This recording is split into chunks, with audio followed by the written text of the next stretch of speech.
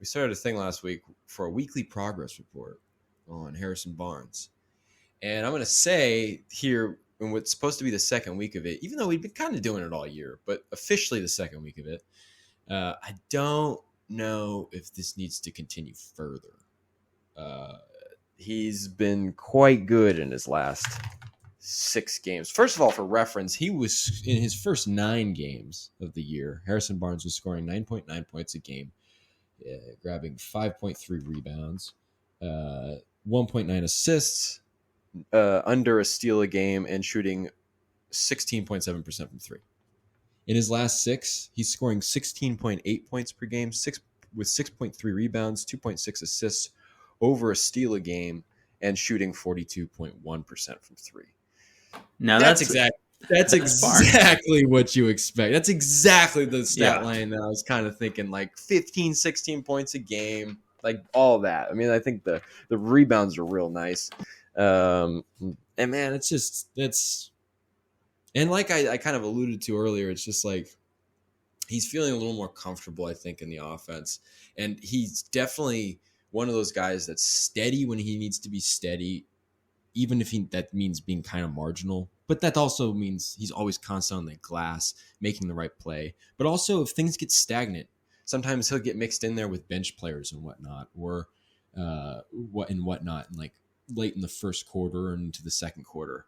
And you'll see him also in the second half doing this. You'll see him when things get a little stagnant sometimes, as they're prone to do when Sabonis isn't on the floor or Fox isn't on the floor, or both of them, God forbid, aren't on the floor. And Harrison Barnes, if there's a few possessions where maybe a couple unforced threes with no paint touches or a turnover or something happens, he'll get to the paint and one of three things will happen. Either he'll get a score, which wasn't really happening at the beginning because he was looking like less athletic and just not really finishing and weird. So he's been finding ways to finish. He's getting to the line, which he's doing pretty well. I think he's averaging over 6 free throw attempts in these last 6 games. And there's been a few where he's had like 8 or 10. And, or he'll, dish it to somebody else, which is not as likely as the first 2, but is still a possibility. And it's just like those veteran decisions, again, it's what you want. It's exactly what you expected, what you need from him, So it's been nice. And I think defensively, like Barnes, I think the main assessment of everybody defensively on this team, if you want them playing on a string, is how they play in the team defense. And he's okay in the team defense, especially lately. In isolation, I mean, he's like fine in isolation against Bogdanovich, like we saw on Sunday. Like, that was okay. Like, that guy's not going to really blow by you. But, some guys you just don't want him one-on-one with. But defensively, he's been pretty decent. And I think one of the things, and I should have touched upon this when we were talking about the defense kind of being spotty, because Barnes mentioned this, that the biggest problem defensively right now is just communication, which is something that is, it's in constant progress. So I think that as you're seeing his defensive kind of comfort or defensive performance improve slightly, it's not like huge. It's not like he's a defensive stud. I'm not going to go out and say that, but serviceable, solid. I think that has to do with growing more comfortable with the communication becoming more strong. And I think that can only get better. And he's just the type of guy that's going to continue to grow with that because he's got that veteran presence. And so offensively and defensively, he's making the right decisions. He's playing a sustainable amount of minutes. I think he's averaging 32 on the year, but in these last 6 games, he's been playing about 30 a game. So that's nice. And I don't know. Those stats speak for itself in the last 6. That's just really, really nice. And what he did with the Pistons game, he was a steady beacon the whole game through. Ended up with over 20 points. Nice stat line. Great game. And he's been making huge contributions. Yeah, I think I was saying it last week. I think Barnes is at his best when he gets to the line. And that's something we've been seeing him do. He's attacking the basket a lot better. It seemed kind of like at the beginning he had these like just bad moves I can't speak. He just had some bad moves driving into the paint, and he's just like he's not getting foul calls, he's not getting good looks, he's kind of just throwing them up. So it's nice to see him actually get some contact, get fouled by the defender. I mean, you're scoring, like you said, eight, or he's averaging about 8 free throws a game last six.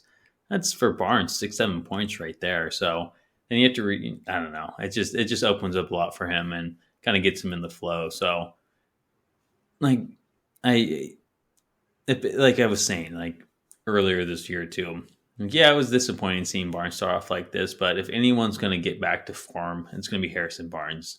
He knows what's going on. He knows it's unlike him. So last 6 games, 16, 5, and 3, I think you said 2.5.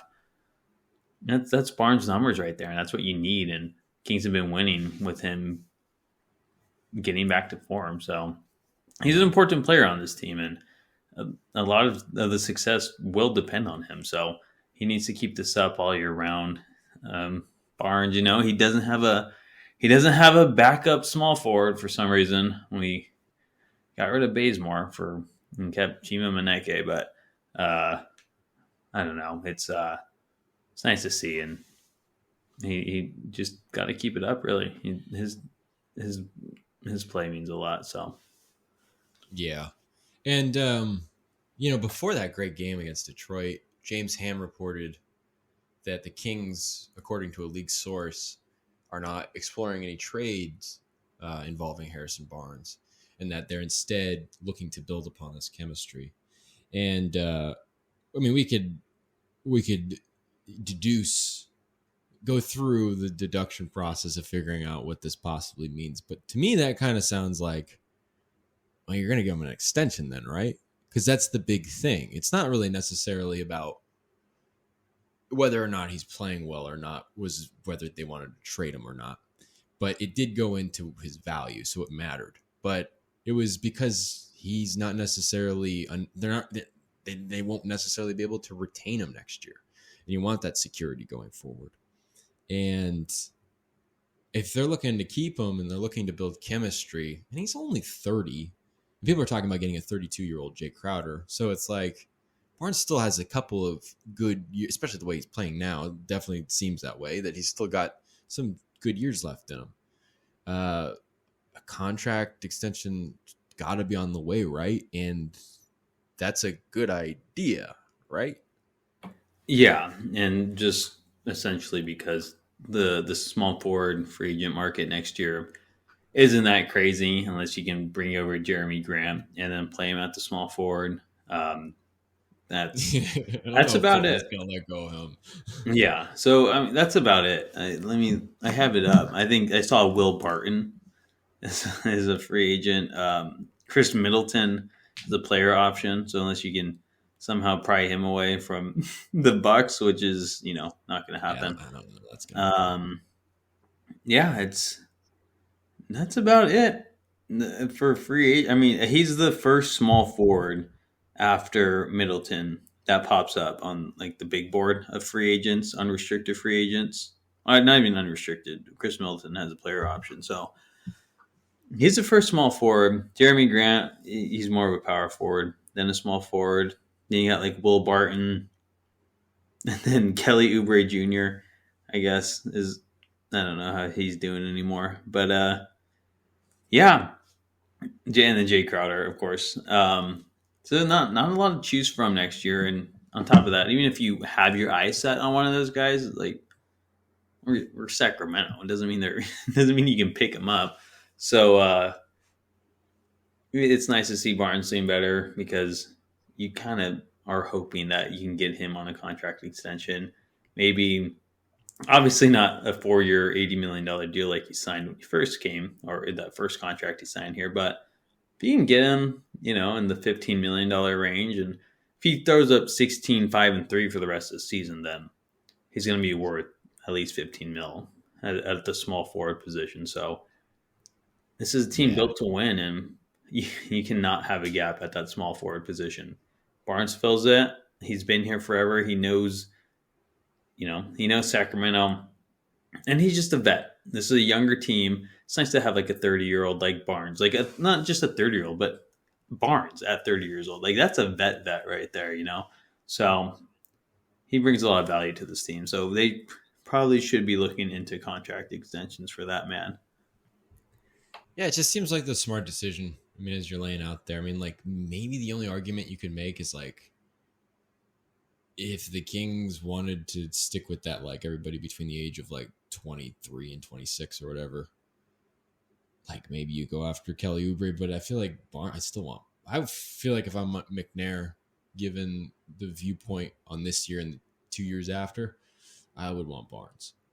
Um, Especially if you're talking about a chemistry thing, and if it takes a while to get used to an offense, I guess. I mean, like you don't want to mess with that continuity. And Barnes is a very dependable piece, and I think we'd always anticipated, as the coaching staff seemed very adamant about, that in the small sample size of him struggling, which was what 9 games, like that's not really going to matter in the long run. Like he'll get it together, and so just with everything in mind, like not only is it slim pickings outside of Barnes, but Barnes is a pretty good option actually. And maybe if you can somehow get it a little more affordable, I don't know how all that works. I don't know how believable any of that is, but I mean that would probably be the only constraints is coming to an agreement on the number, the financial number. So I don't know. I just feel like that's got to be in the works. That's what when James Ham reported that, I'm like, oh, okay. I think I know what that means. Well, that's what the idea is, at least. And given the reality, it makes a ton of sense. Yeah, I wouldn't be surprised. I was kind of thinking that at the beginning of the year too. I'm like, might as well try to lock down Barnes and then try to look in free agency in a very limited class. So it's nice to see Barnes regain form because then that it gives you better perspective going forward. It's like, okay, like Barnes still has it in him. Like this is a guy we could extend and keep as our small forward going future. Yeah, and I And think like you over said, this yeah. this over the 6 game win streak, I think he's been playing like a top 5 player on this team. Oh, easily. You And could so argue top four. Yeah, yeah, maybe even top three. Maybe. Probably not. no, I mean I don't know. Like give it, I don't know. He's been super consistent in what he does for the most part, but I'd still give like Herter wins games when he I don't know. Like I just feel like Yeah, it's hard not I to just get go it. with Herter there. But Hmm. especially like that Detroit game. I mean, like of course Barnes was great the whole game, but Herter's fourth quarter, him and Fox were great. Um, Anywho, he's playing top 4, top 5 player on this team, and then the one person that's maybe competing him for fourth is Monk. We'll see how this plays out in the long run, but you know, given that, it just I don't know. It just makes too much sense. It's just kind of, as some people would say, if it ain't broke, don't fix it. And it doesn't necessarily look like it's broke. And it might actually be pretty good. So that ain't bad.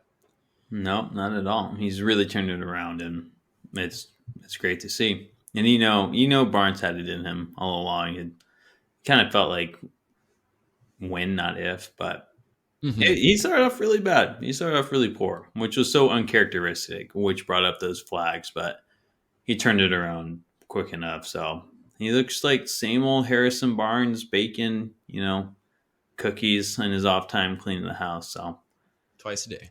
twice a day, getting his black belt after games. I don't know, in the evening, but yeah, Yeah. Yeah. yeah.